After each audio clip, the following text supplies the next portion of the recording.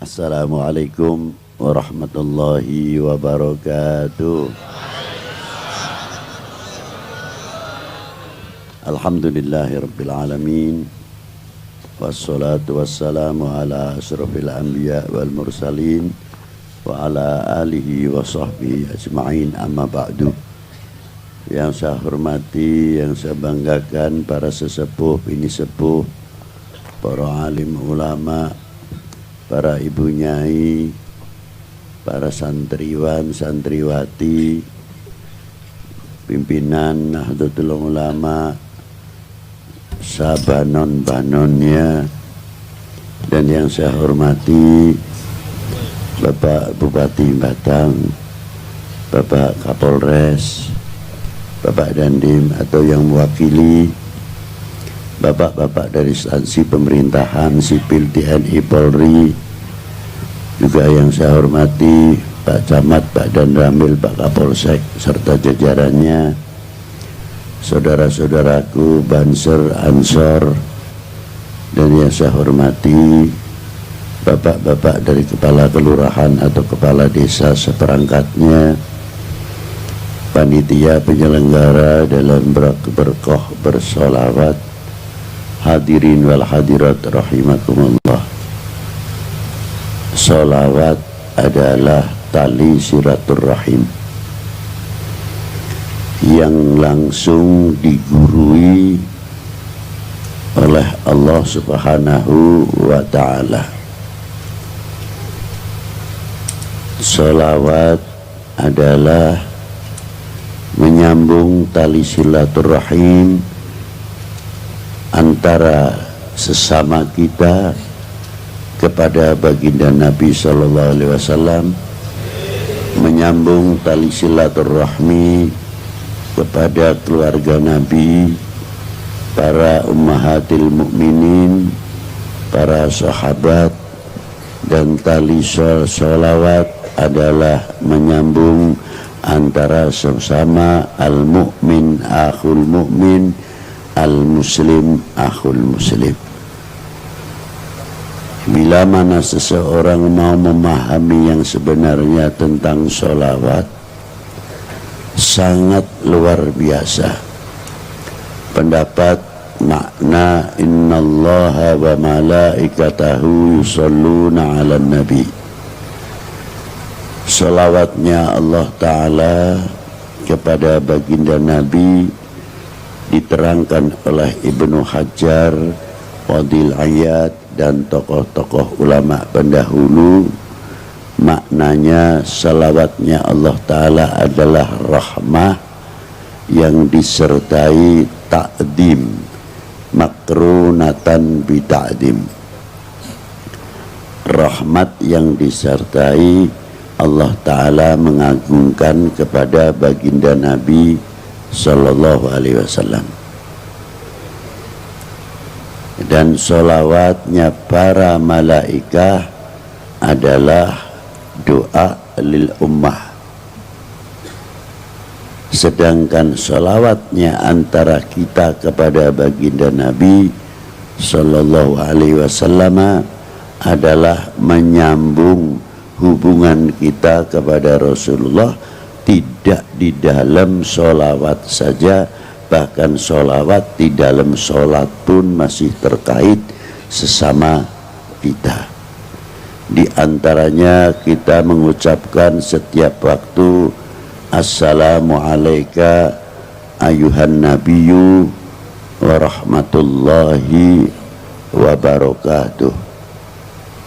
Selain itu, di waktu kita mengucapkan assalamu alayka ayuhan nabiyyu wa rahmatullahi wa barakatuh, seolah-olah Rasulullah di hadapan kita, karena ada kalimah mukhattab istighdari, kalimah ka alaika, seolah-olah Rasulullah di depannya waktu kita mengucapkan assalamu alayka ayuhan nabiyyu wa rahmatullahi wa barakatuh.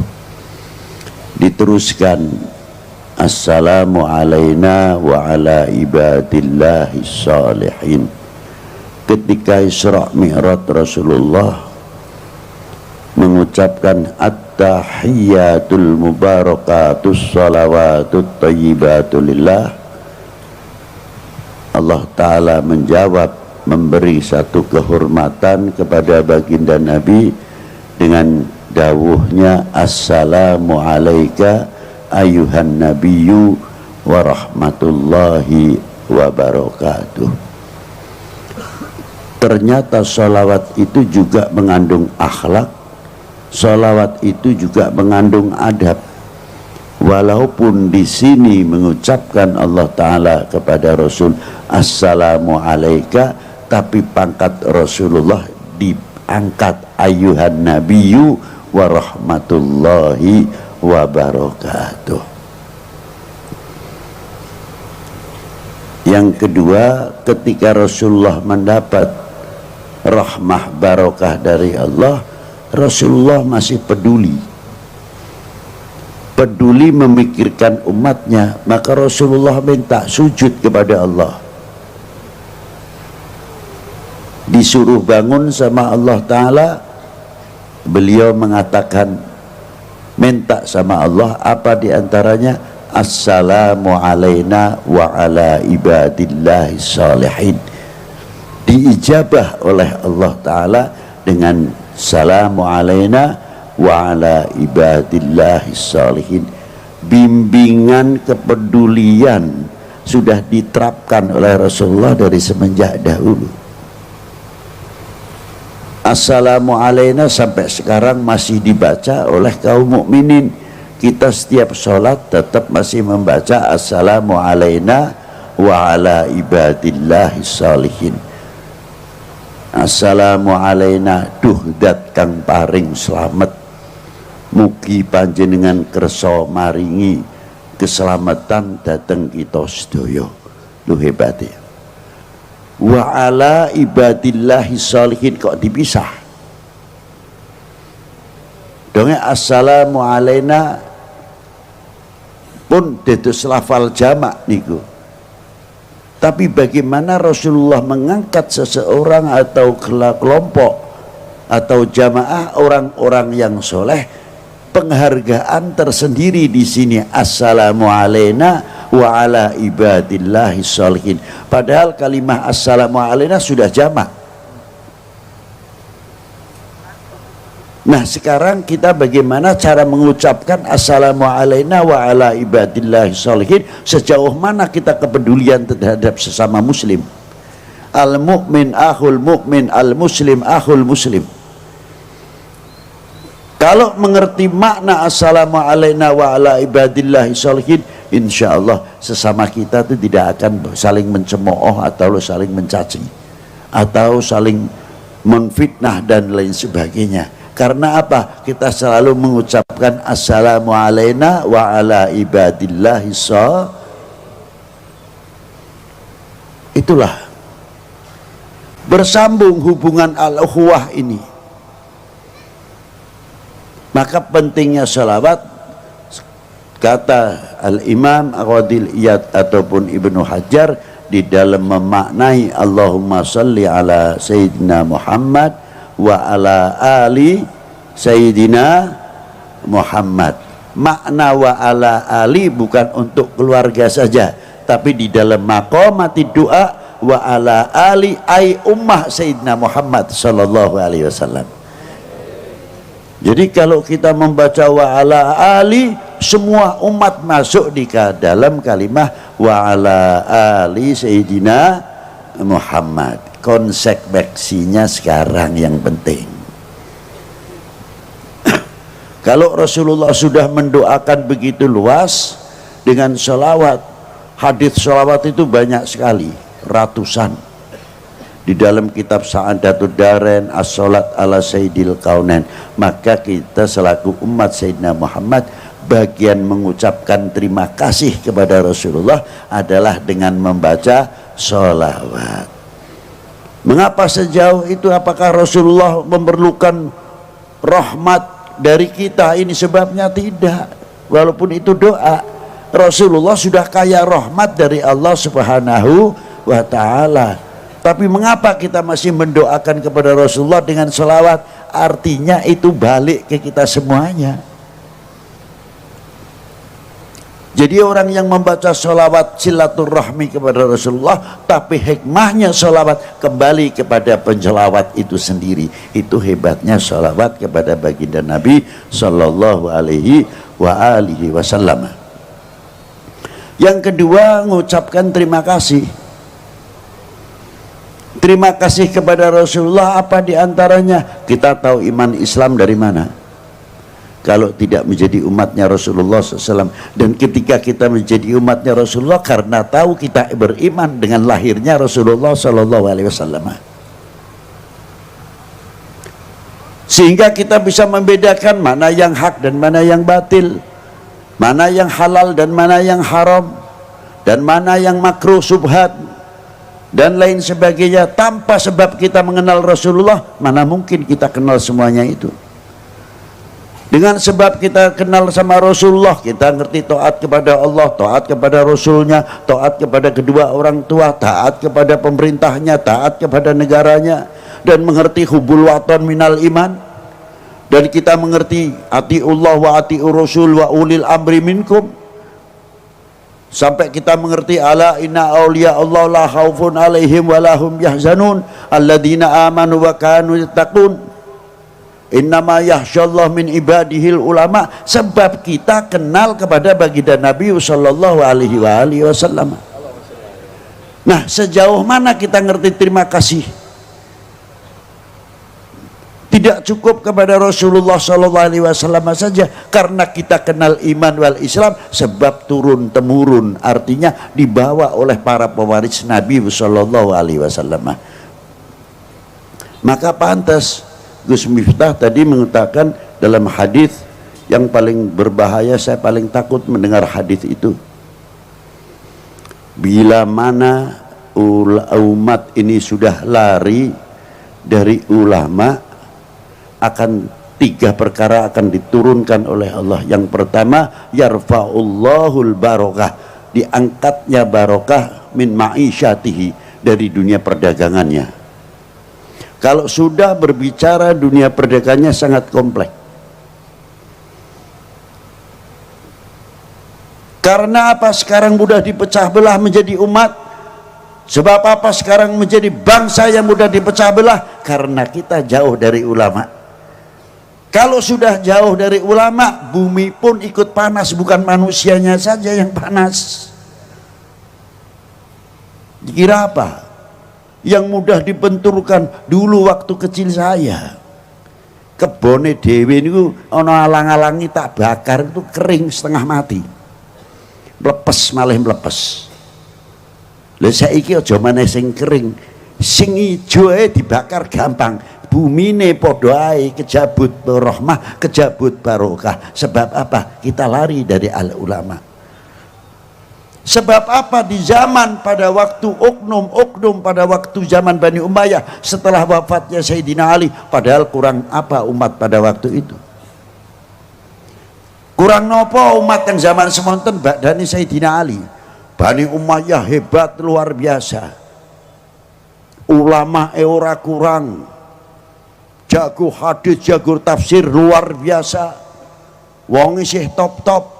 Ning kena apa umure Bani Umayyah ya 100 tahun kurang lebih. Tumbang begitu saja. Padahal sampai kekuasaannya sampai Spanyol pada waktu itu. 350 tahun Islam di Spanyol. Wassalam. Ulama ese akeh. Jamane zaman saiki ulama sing pentolan-pentolan wis akeh diurai neng. Coba. Di zaman Bani Abbas setelah tumbangnya Bani Umayyah, berapa keturunan baginda Nabi para habaib sing dipotong lehernya, dikejar-kejar, bukan sedikit. Dan ulama-ulama pada waktu itu juga tidak sedikit. Sampai terkenal di zaman Bani Abbas 1001 malam di Baghdad. Hancur Harun ar-Rasyid. sampai turun temurun wassalam kerajaan. Karena apa sebabnya? Lari daripada ulama. Kuncinya di situ. Maka saya kagum secara pribadi maupun secara membaca tarikh, sejarah. Ini perlu anak-anak muda. Saya malam ini walaupun sudah malam masih bangga sekali. Kalau orang tua saya tidak menyepelekan orang tua, sudah jelas. Ini yang paling 80% di sini adalah kaula muda.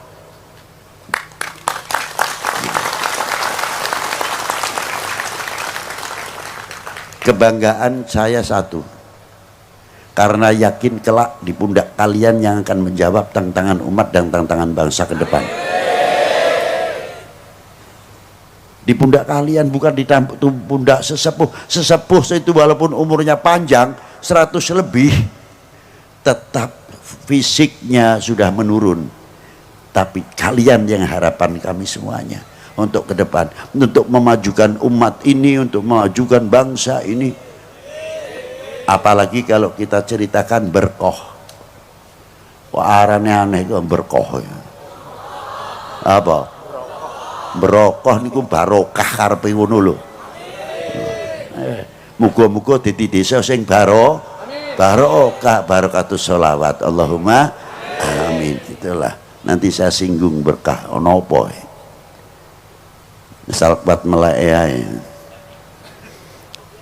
Nah, terus ulama-ulama itu karena beliau pada waktu itu sampai dari Spanyolnya, Bani Abbas, oknum-oknumnya tumbang semuanya. Kurang apa? Maka ulama-ulama dari ahli baitin Nabi sallallahu alaihi wasallam diantaranya, dan ulama-ulama yang lain wis mlebu ring Indonesia. Bahkan ada Sultan Mahmud yang dimakamkan di Tanjung, daerah Barus, Sedo pada tahun 768 Masehi. Berarti Bu, ning zaman Sayyidina Ali sudah ada yang masuk ke Indonesia. Orang luar biasa nih ke Indonesia loh. Kita mesti ini bangga itu. Tanjung itu mana? Di Tapanuli, dekat. Makamnya di atas ngungkuli Manjati Murio. Dan yang keturunan dari Sayyidina Husain terus dibawa Imam Muhammad al-Baqir, Ali Ja'far Shadiq, Imam Ali al-Uraidi, sampai Imam Ahmad al-Muhajir, sampai panjangannya Syed Muhammad Syekh Marbat mempunyai putra Amir Abdul Malik, dan mempunyai putra Imam Abdullah Udmat Khan bin Alwi Amal Fakih. Niku sing pertama kali masuk ten India, ten Hyderabad. Dari keturunan beliau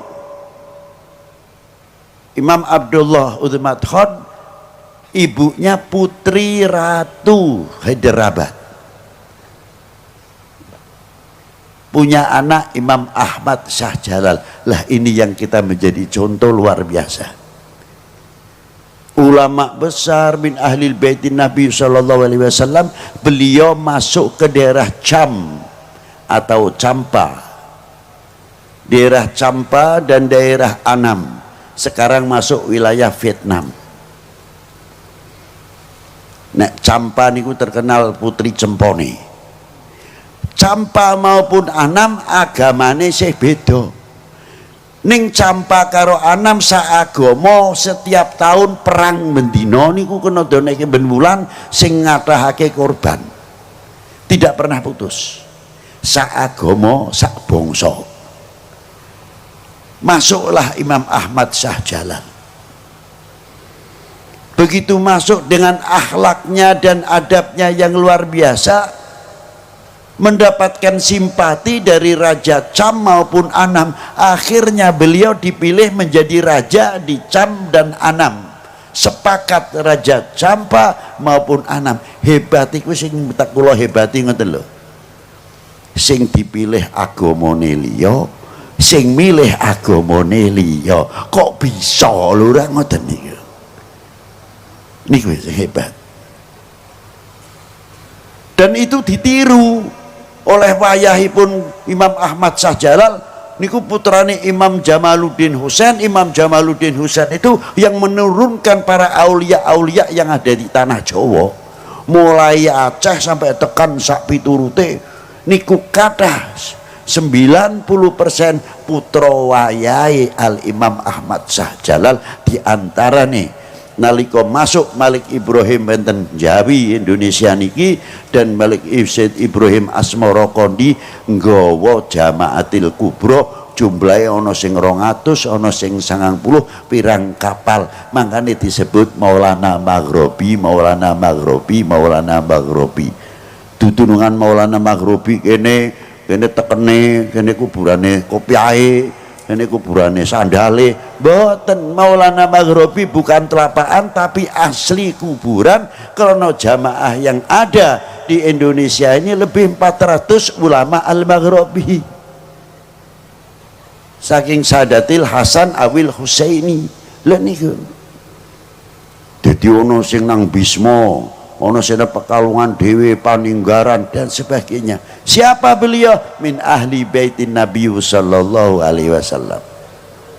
Dados pagere tanah Jawa khususnya lan Indonesia pada umumnya, pagere setiap per kilometer ten pantai utara niki terutama selatan apa malih ora lepas kuburan wali siji, wali siji, wali siji. Napa malih daerah kidul Parangtritis dan sebagainya sing nurunake di antawisipun Ki Ageng Nis, Ki Ageng Getas, Ki Ageng Selo, dari Joko Tarub sak piturutipun. Maka dari itu Indonesia terutama menjadi santer, menjadi punjer, menjadi lopian contoh yang luar biasa fil alam, di dalam dunia ini. Tapi risikonya kok akhir-akhir kok model mudah dipecah belah. Lho niki lah. Adoh sebab melayu saking para sesepuh, saking para ulama. Padahal para beliau-beliau tidak andil sedikit di dalam memerdekakan bangsa ini dari belenggu penjajah dan kebodohan. Mboten syiarul Islam saja sing kula takoni, awake dhewe kuwi wis tau andil apa, mempunyai kontribusi apa ngisi kemerdekaan iki, sing kula takoni. 45 menangi ora, 47 ora menangi, 48 nang Madiun ada peristiwa apa, kiai luwih 3000 sing disembelih, peristiwa Madiun. Coba awake ora menangi, apa dhewe nurun negakake merah putih, nyeblokake merah putih blas. Napa malih kok zaman semonten sakniki mawon merosotnya nasionalisme, merosotnya memiliki handarbeni kecintaan kepada tanah air mulai melentur. Niki sing bahaya. Lho kok isone ngono pripit? Gampang. Ya umpamane bendera diceblokake miring sampai ndeteng kaya iki. Mbok iya medun sing nggang kendaraan atau sing weruh nang kono ditegakake sing lempeng. Kapak-kapak no merah putih niku ada 3 hal di dalamnya: kehormatan bangsa, harga diri bangsa, jati diri bangsa. Ampun ngantos melekat melentur niki ada di dalam merah. Lah niki lah. Makanya tiang yang kuat terhadap cintanya kepada negara pasti orang itu ahli sejarah, mengenal sejarah. Ora beda anak nek taat karo wong tuane temenanan, ngerti perjuangane wong tua. Tapi nek anak orang ngerti perjuangane wong tua, weruhe omahe wis mentereng, sedane ana, kendaraane akeh, begitu ora ana, kakang adik kerah rebutan waris. Itu yang terjadi. Margo si anak ora tahu dididik bagaimana perjuangannya kedua orang tua. Lan itulah. Begitu pula kalau kita sudah mengetahui perjuangan bangsa ini Ya insya Allah kita tahu akan memperkokoh, memperkuat kesatuan persatuan. Demi apa? Keutuhan Indo. Harusnya kan ngoten. Mahani kula kuwatir wenten setunggal ayat kadar bobot hadis, kadar bobot iman seseorang tergantung kecintaannya kepada Kanjeng Nabi. Niki dipelintir niki. Oknum niki pinter terkadang. Lho nek ngono arep ngembosi wong Islam khususnya ngembosi liya agama khususnya wong Islam, kurangi cintane kepada para ulama, cintane Kanjeng dateng Kanjeng Nabi, gembosi. Niku cara ngancurke umat beragama khususnya Islam. Engko nek wis benturke antar umat beragama, niki tujuan terutama cara pola untuk menghancurkan Indonesia. Sadar itu. Biar tarung niku kira-kira Indonesia bisa dipecah niku pripun. Dengan segala cara, waspada terutama. Semonten ugi nek badhe ngancurake.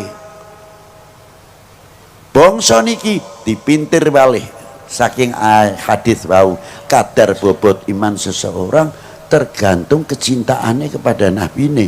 Lah nek kadar bobot iman napa cinta seseorang terhadap bangsanya tergantung cintanya kepada tanah airnya. Nek demene marang tanah air temenanan, cintane bangsa luar biasa.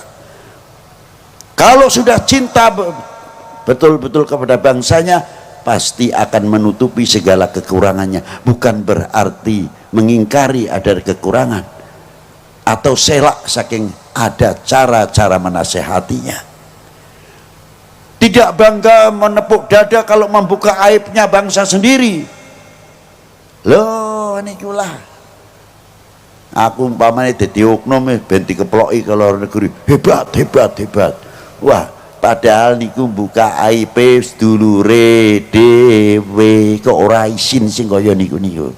Lah nikilah. Tapi kalau orang cinta yang luar biasa, kaya bocah pondok umpamane, aku dadi kiai ini ana bocah sing colong jukuk, tak keplaki dhewe nang kamar, tak ajar. Tapi begitu di luar ditanya, "Bib, jare bocah pondok kene kok ana sing tangane dawa Bib? Sapa sing ngomong?" Pondok kene bersih kate bocah-bocah kaya kowe, tapi bocah wis tak ajar, ora nutupi. Di luarnya kita selaku bangsa Indonesia harus berani menyatakan kami bangsa yang besar. Kami punya para leluhur yang luar biasa yang menurunkan kita ini, yang mempunyai intelektual dan ilmuwan yang luar biasa. Buktinya apa? Gawe Borobudur kayak sampai saiki. Gawe Candi Prambanan. Saya kagum melihat Prambanan. Lawang tempatnya cedak dengan gunung berapi. Iki mestine dhuwur semono. Iki nek hitungane ora kuat kangelan. Tekstur tanahnya gimana? Kira-kira ben ora kena goyangan. Itu kok hebatnya. Iki umpamane nono lindu ana apa kok iso ora terpengaruh. Sekarang sudah tua umurnya aja pantes kena sedikit-sedikit. Tapi biyen carane mikir. Terus arusnya air ini kemana? Nerobos ning liyane apa ora? Loh, orang-orang dahulu sudah berpikir sejauh itu, bukan lihat Borobudur atau Prambanan setelah berdiri. Begitu pula Kanjeng Sunan Kalijogo, Demak pada waktu itu dekat dengan Gunung Murionya. 2000 tahun yang lalu kurang lebih Gunung Murio pernah meletus. Hingga tanahnya itu tanah banyak bergeser atau setengah gambut. Tapi Sunan pada waktu dulu, waktu mendirikan Masjid Demak, ono sokone siji sing arane Soko Tatal. Nek aku berwe keramat. Padahal itu ilmu yang luar biasa. Membuat Soko Tatal bagaimana caranya elastis untuk menjaga keseimbangan soko sing wolu. Para ulama kita pun dulu sudah maju luar biasa. Itulah para leluhur bangsa kita, bukan bangsa yang ketinggalan. Abad 9 Hijriah, bagaimana ulama-ulama kita sudah di Masjidil Haram, sudah mengajarkan torekot, sudah mengajar di Masjidil Haram. Lihat di kitab Jami' Karamatul Aulia Jutani. Loh, jadi kita harus bangga. Tapi saya kok melentur ya kok seneng dijeblokake, dibenturake, percaya karo hoa. Tulung ayo Joko bareng-bareng Indonesia dari segala bentuk perpecahan. Wahai bangsaku yang kubanggakan, relakah negerimu terpecah belah? Buktikan, jangan tidak saja. Ayo kita bentengi sehingga kita bisa mengejar segala ketinggalan. Ayo gandengan tangan, jangan sampai kita memberikan kesempatan seujung rambut pun kepada oknum-oknum orang lain atau bangsa lain yang akan menunggu pecahnya Indonesia. Padang bulan padange rembulane sing awe-awe, padang bulan padange kaya rino rembulane sing awe-awe, ngelehake aja turu sore, kene tak critani kanggo sito wektu sore, kene tak critani kanggo sito wektu sore. Keindahan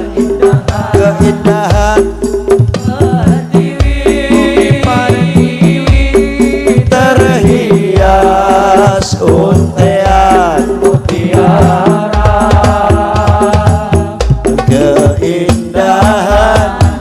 keindahan bumi pertiwi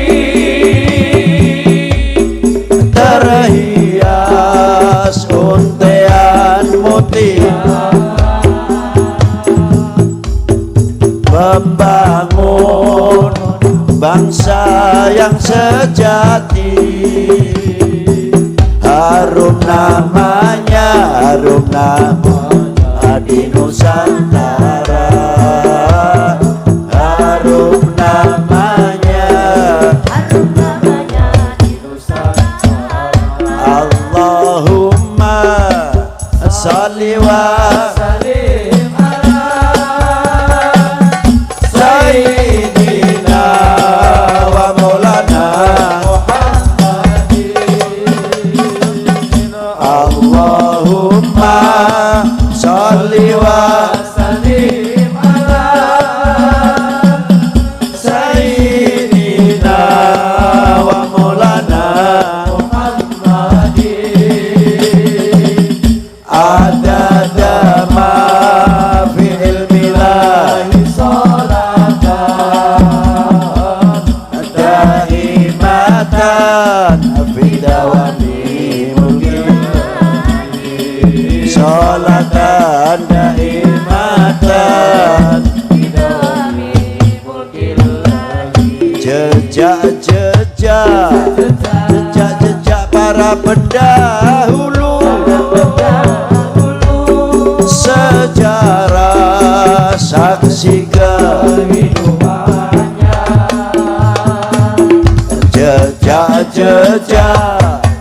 Jejak para pendahulu, sejarah saksi kehidupannya. Tersurat tersirat masa lalu, jadi bekal penerusnya, jadi bekal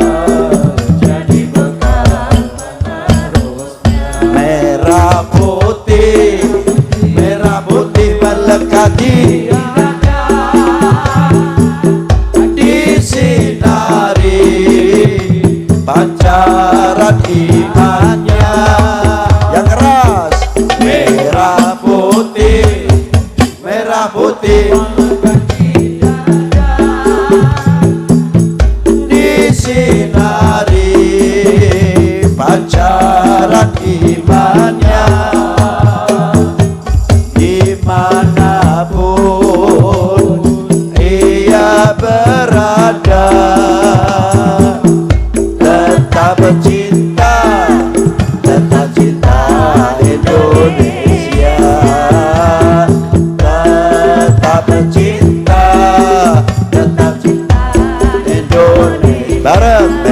merah putih, merah putih Berkati dada disinari pancaran imannya. Merah putih merah putih berkati dada disinari pancaran imannya, dimanapun ia berada tetap cinta, tetap cinta itu abang keras, tetap cinta, tetap cinta Indonesia, tetap cinta, tetap cinta Indonesia, tetap cinta, tetap cinta Indonesia. Bismillahirrahmanirrahim. Allahumma rabbana atina fid dunya hasanah wa fil akhirati hasanah wa qina adzabannar. Allahumma shalli ala sayyidina Muhammad wa ala ali sayyidina Muhammad salatan antunawwiru fi qulubina wa qawalibana wa wujuhana binurillah wa binuri sayyidina Muhammad sallallahu alaihi wasallam. Ya Allah Gusti, sak rombongan pengajian berkah niki, muga-muga aja diharamake pikantuk syafaate Kanjeng Nabi sallallahu alaihi wasallam, lan muga diaku dadi umate Kanjeng Nabi sallallahu alaihi wasallam, dikumpulake dhateng tiang-tiang ingkang dipun cintai dening Allah, dicintai dening baginda Nabi sallallahu alaihi wasallam. Wa sallallahu ala sayyidina Muhammadin wa alihi wa sahbihi wa baraka wa sallam. Walhamdulillahirabbil alamin wal afu minkum. Wassalamualaikum warahmatullahi wabarakatuh.